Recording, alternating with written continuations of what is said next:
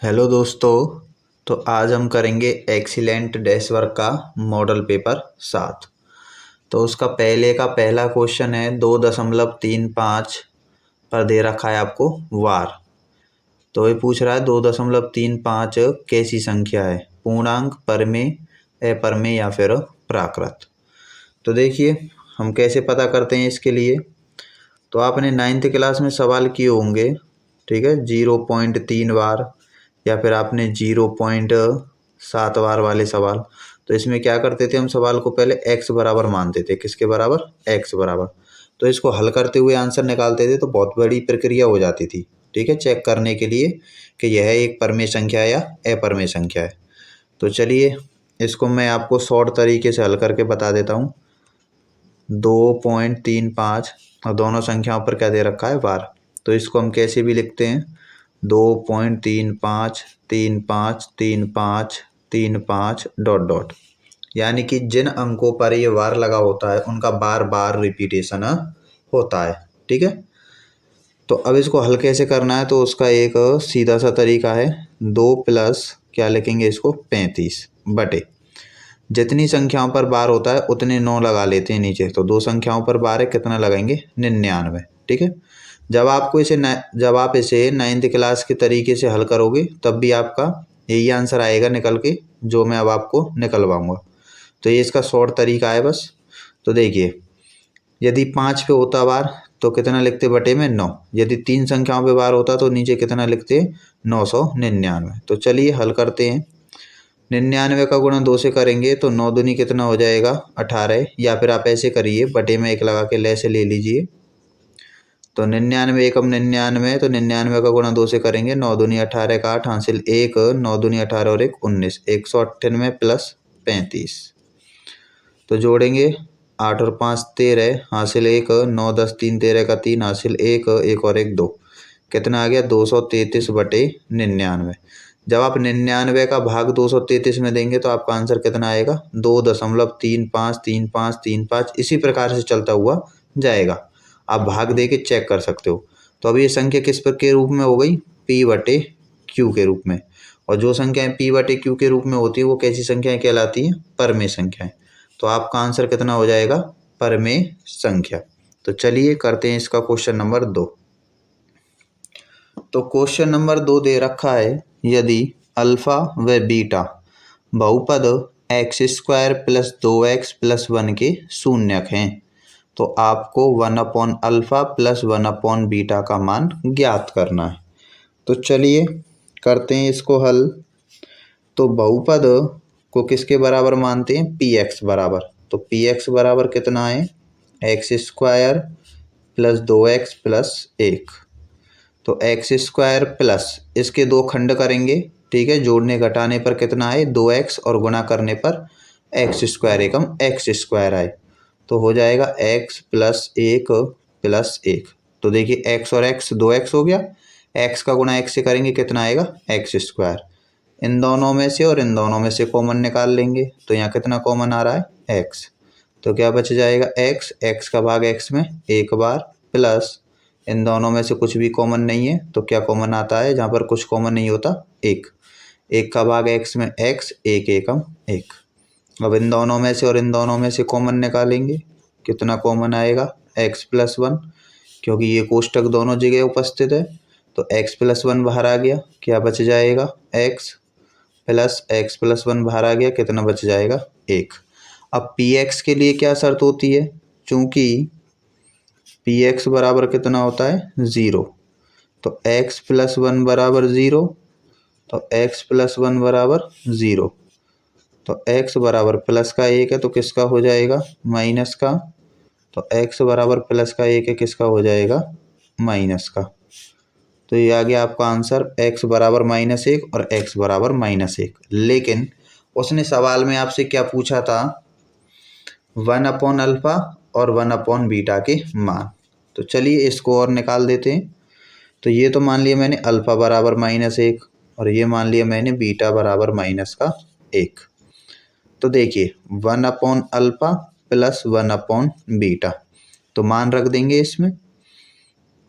तो 1/अल्फा का मान -1 और बीटा का मान -1।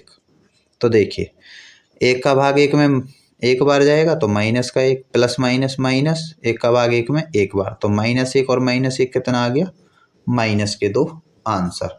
तो आपका कौन सा ऑप्शन सही है इसमें से, ऑप्शन नंबर ए। चलिए करते हैं इसका क्वेश्चन नंबर 3।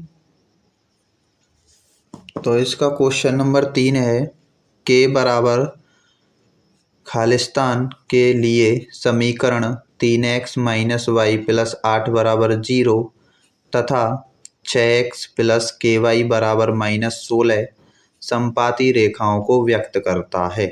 तो आपको के का ऐसा मान ज्ञात करना है, यहाँ पर रखने पर के का ऐसा मान ज्ञात करना है जो यहाँ पर आप रखें तो इन दोनों समीकरणों का हल कैसा आए, समपाती आए। तो चलिए हल करते हैं। तो पहला समीकरण क्या दे रखा है, 3x - y + 8 = 0, समीकरण नंबर 1। दूसरा है 6x + ky = -16। तो अचर पद को इधर ले आते हैं, 6x + ky माइनस के 16 हैं, इधर आएंगे प्लस के, बराबर में क्या रह जाएगी, 0। समीकरण नंबर 2, इनकी तुलना कर देंगे, a1x + b1y + c1 = 0 तथा a2x + b2y + c2 = 0 से तुलना करने पर। तो चलिए तुलना कर देते हैं इनकी दोनों समीकरणों की। तो a1 का मान 3, b1 का मान -1, c1 का मान 8, a2 का मान 6, b2 का मान k और c2 का मान कितना हो जाएगा, 16। ठीक है, चूंकि समीकरण निकाय कैसा है, समपाती है। तो समपाती होने के लिए शर्त क्या होती है, a1/a2 = b1/b2 = c1/c2, यानी कि इन तीनों के मान कैसे होते हैं, आपस में बराबर। तो मान रख देते हैं हम, a1 का मान हो जाएगा 3, a2 का मान 6, b1 का मान हो जाएगा -1, b2 का मान कितना हो जाएगा k, c1 का मान है हमारे पास 8 और c2 का मान 16। अब चाहे तो आप इन दोनों को लेके हल कर दीजिए, चाहे इन दोनों को लेके हल कर दीजिए, दोनों से ये आंसर कैसा आएगा, सेम आएगा। तो चलिए इनसे कर देते हैं, आप काट भी सकते हो, 3 एकम 3, 3 दूनी 6, 8 एकम 8 और 8 दूनी 16। तो देखिए 1/2 और 1/2, तो आप किसी से भी हल कर लीजिए। तो मैं कर देता हूँ 1/2 माइनस के 1/k, क्रॉस गुणा करेंगे, k का 1 से k आएगा, 2 का करेंगे 1 से, 2 एकम 2, तो k बराबर कितना आंसर आ गया, -2। तो हमारा कौन सा ऑप्शन सही दे रखा है इसमें से, k बराबर -2 आंसर। करते हैं क्वेश्चन नंबर 4। तो क्वेश्चन नंबर 4 है इसका, द्विघात समीकरण 2x² - -4x + 3 = 0 के मूल कैसे हैं। वास्तविक तथा बराबर हैं, वास्तविक तथा भिन्न है, या फिर वास्तविक नहीं है, या फिर कैसे हैं, वास्तविक। तो देखिए द्विघात समीकरण कितना दे रखा है, 2x² - -4x + 3 = 0। तो इसकी तुलना कर लेते हैं द्विघात समीकरण से, ax² + bx + c = 0 से क्या कर देंगे, तुलना करने पर। तो a का मान कितना हो जाएगा, 2, b का मान -4 और c का मान कितना हो जाएगा, 3। अब निकाल लेते हैं विविक्त कर d का मान, b² - 4ac। तो b का मान -4 का स्क्वायर, -4 × a का मान 2 × c का मान 3। तो 4 का वर्ग 4 चौक 16, माइनस माइनस प्लस हो जाएगा वर्ग से, तो -4 दूनी 8 और 8 तिया 24। तो आपके पास कितना बचेगा, -8। 24 में से 16 गए तो माइनस के कितने बच जाएंगे, 8। अब चूंकि -8 आया है आपका आंसर और -8 जीरो से कैसा होता है, छोटा, तो लिखेंगे चूंकि b² - 4ac का जो मान है वो छोटा है किससे, 0 से, छोटा है किससे, 0 से। तो जब ये शर्त लागू होती है तो मूल कैसे होते हैं, काल्पनिक। तो क्या लिखेंगे, अतः मूल वास्तविक नहीं है। तो ये हो गया आपका आंसर। तो कौन सा ऑप्शन सही है हमारा इसमें से, ऑप्शन नंबर से। बढ़ते हैं इसके क्वेश्चन नंबर 5 की ओर। क्वेश्चन नंबर 5 क्या दे रखा है, उस समांतर श्रेणी जिसका nवा पद an कितना दे रखा है, 3n + 7 है का सारवंतर ज्ञात कीजिए। तो देखिए भाई, किसी समांतर श्रेणी का nवा पद an दे रखा है आपको और क्या ज्ञात करना है, सारवंतर। तो पहले आप समझिए AP क्या होती है, A1, A2, A3, A4 ... इस प्रकार से आपकी क्या होती है, समांतर श्रेणी। ठीक है। अब समांतर श्रेणी में आप एक बात ध्यान रखिए, ये कौन सा पद है, इसका पहला, दूसरा, तीसरा और चौथा, और इस प्रकार से क्या होता है, nवा पद। ठीक है। तो यदि मैं इसको ऐसे लिख दूं, जैसे कि d का मान कैसे निकालते हैं हम, A2 - A1 से। तो मान के चलिए ये n हो गया और n का मान हम मान लेते हैं 1 2 3 4 ... अनंत तक, क्योंकि n के मान चलते हैं 1 2 3 4 5 6 7 8 9 10 अनंत तक n की वैल्यू होती है। तो यदि यहाँ मैं मान रखूँ n का पहला मान 1 और n का दूसरा मान A2, n का तीसरा मान A3, तो इसी प्रकार से समांतर श्रेणी बनेगी। तो आप ध्यान दीजिए, ये A2 कब आएगा, जब आप 1 में क्या जोड़ देंगे, 1, तो 1 और 1 कितना हो जाएगा, 2। और ये A3 कब आएगा, जब आप 2 में कितना जोड़ देंगे, 1, तो 2 और 1 कितना हो जाएगा, 3। इसी प्रकार से A4 कैसे आएगा, जब आप 3 में कितना जोड़ दोगे, 1। तो ये आपने क्या माना था, n, तो यहाँ मैं 1 की जगह क्या रख सकता हूँ, n, और प्लस में कितना है, 1।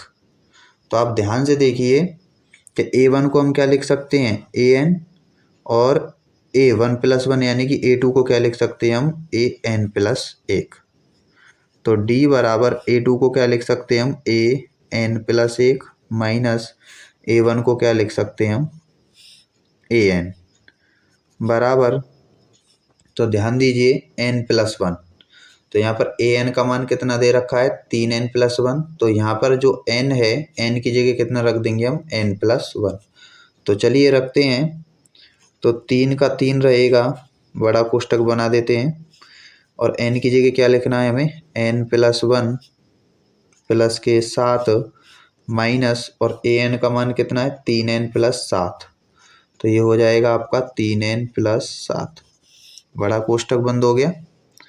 आगे हल करते हैं, तो 3 का गुणा n से करेंगे तो 3n, और 3 एकम 3 + 7 माइनस से गुणा करेंगे तो माइनस के 3n प्लस माइनस माइनस 7 का 7, प्लस के और माइनस के कैंसिल हो गए, प्लस के और माइनस के कैंसिल हो गए, कितना बच गया, 3।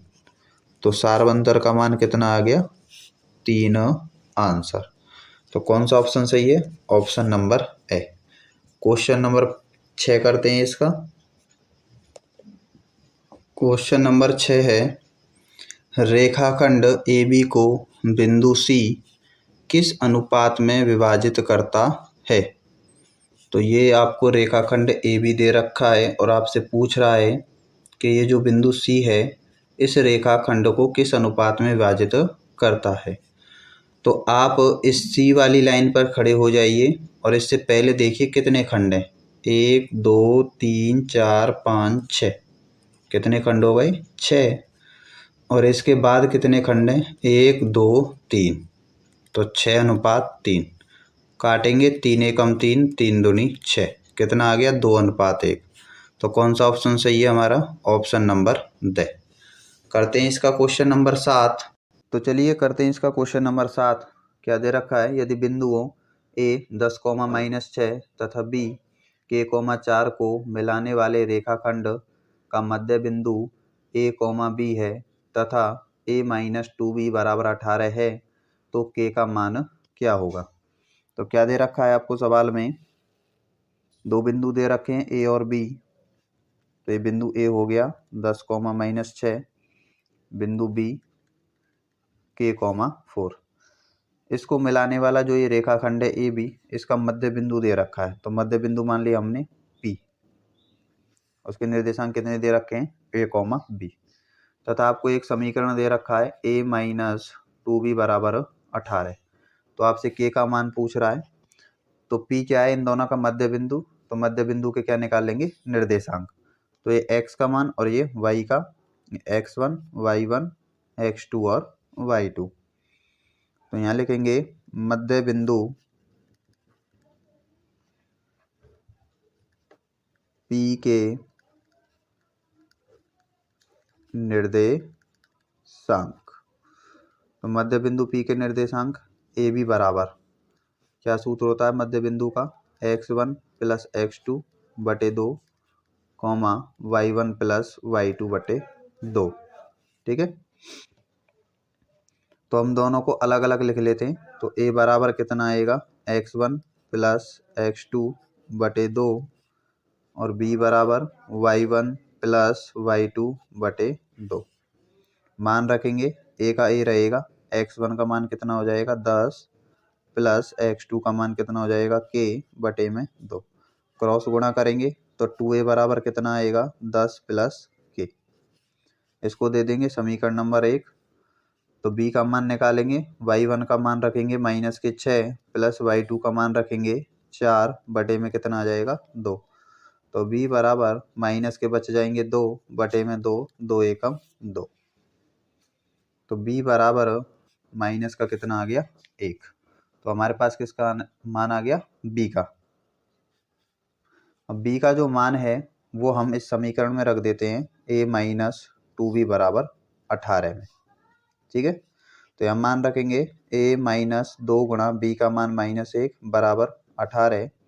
तो A माइनस माइनस प्लस 2 एकम 2 बराबर 18। प्लस के 2 हैं उधर ले जाएंगे, वैल्यू किसकी हो जाएगी माइनस की। तो A बराबर 18 में से 2 गए तो 16। तो A का मान आ गया हमारे पास 16। A का मान रखेंगे समीकरण नंबर 1 में। A का मान समीकरण 1 में रखने पर, तो समीकरण 1 क्या है, 2A बराबर 10 प्लस K। तो 2 इंटू A का मान 16 बराबर 10 प्लस K। 16 दूना 32 हो गए, 10 प्लस K, प्लस के 10 इधर आएंगे माइनस के हो जाएंगे।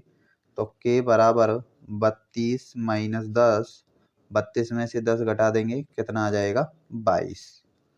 तो K बराबर कितना आंसर आ गया 22। कौन सा ऑप्शन सही है इसमें से देख लेते हैं।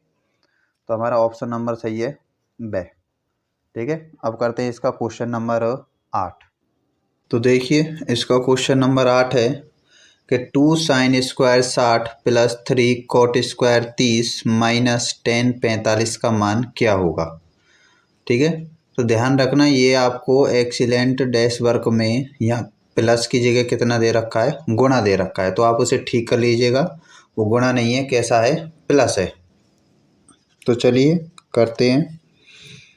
तो दे रखा है 2 sin square 60 plus 3 cot square 30 minus 10 45। तो 2 इंटू साइन 60 का मान कितना होता है √3/2 की घात 2 प्लस 3 इंटू cot 30 का मान √3 की घात 2 और tan 45 का मान 1। हल करते हैं, 2 गुणा √3 का वर्ग कितना आता है 3 और 2 का वर्ग 2 दूनी 4। 3 इंटू √3 का वर्ग कितना आता है 3 माइनस 1, 2 एकम 2, 2 दूनी 4, कितना बच गया 3/2 प्लस 3 तिया 9 माइनस 1 बराबर 3/2 प्लस 9 में से 1 गया तो कितना बचेगा 8। गुणा कर देते हैं, 2 अट्ठे 16, 16 और 3 19, 19/2 आंसर। कौन सा ऑप्शन सही है? ऑप्शन नंबर से। करते हैं इसका क्वेश्चन नंबर 9। तो क्वेश्चन नंबर 9 है 10 36 इंटू 10 17 इंटू 10 54 इंटू 10 73 का मान क्या होगा? तो देखिए 10 36, आप उन मानों को पास पास लिखिए जिनका योग कितना आ रहा है 90। तो यदि मैं 36 और 54 को जोड़ दूं तो कितना आ जाएगा? 36 और 54 90। तो मैं 10 36 के पास लिख लेता हूँ 10 54 को, और 10 17 के पास लिख देता हूँ 10 73 को। ठीक है, तो 73 और 17 कितना हो जाएगा आपका 90। तो आप इन दोनों में से किसी भी एक को चेंज कर दीजिए, या तो 36 में से या 54 में से, या फिर आप 17 और 73 में से किसी भी एक को चेंज कर दीजिए। तो देखिए इसे मैं क्या लिख सकता हूँ, 10 90 माइनस 54। 36 को क्या लिख सकते हैं? 90 माइनस 54। क्यों? 90 में से 54 गया तो कितना बच जाएगा? 36। और क्या दे रखा है आपको? 10 54 डिग्री इंटू 10 17 को क्या लिख सकते हैं? 10 90 माइनस 73। 90 में से 73 गए तो कितने बच जाएंगे? 17। इंटू में क्या दे रखा है? 10 73। तो देखिए 10 90 माइनस थीटा क्या होता है? Cot theta. थीटा का मान कितना है? 54 इंटू 10 54। 10 90 माइनस थीटा क्या होता है? Cot theta. थीटा का मान 73 इंटू 10 73 बराबर। कॉट किसका उल्टा होता है? 10 का। तो क्या लिख सकते हैं इसको? 1/10 54 इंटू 10 54। कॉट किसका उल्टा होता है? 10 का। क्या लिख सकते हैं? 1/10 73 इंटू 10 73। 10 से 10 कैंसिल, 10 से 10 कैंसिल, तो कितना आंसर आ गया आपका? 1। कौन सा ऑप्शन सही है? Option number B. करते हैं इसका क्वेश्चन नंबर 10। तो देखिए इसका क्वेश्चन नंबर 10 है, दिए गए सूत्र समांतर माध्य x बार बराबर a plus h into sigma F I into F you बटे सिग्मा एफ में यू आई का मान क्या होगा? तो देखिए u बराबर क्या होता था आपका? u बराबर x minus A upon H, यानी कि हम u का मान किससे निकालते थे? x minus A upon H. या फिर हम कैसे निकालते थे? u बराबर d अपॉन एच से। तो d का मान क्या होता था हमारे पास? x माइनस ए। यदि हम d का मान यहाँ रखेंगे x माइनस ए तो क्या सूत्र बनेगा? x minus A upon H. तो आपका कौन सा ऑप्शन सही है? Option number B. करते हैं इसका क्वेश्चन नंबर 11।